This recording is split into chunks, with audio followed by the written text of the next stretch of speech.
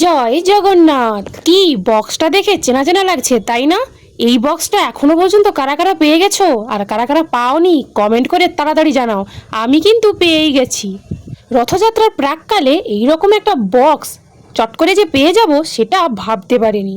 মানে I am তো অবাক। ক্যানভাসটা অনেক দিন ধরেই শুনেছিলাম আসবে আসবে, অবশেষে রথযাত্রার প্রাককালে চলেই এলো। জয় জগন্নাথ বলে বক্সটা খোলা শুরু করলাম। খুলতেই প্রথমে দেখলাম জগন্নাথ দেবের এই মন্দির আর বিগ্রহের একটা ছবি এবং আমাদের মাননীয় মুখ্যমন্ত্রী মহাশয়ার একটি শুভেচ্ছা বাণী।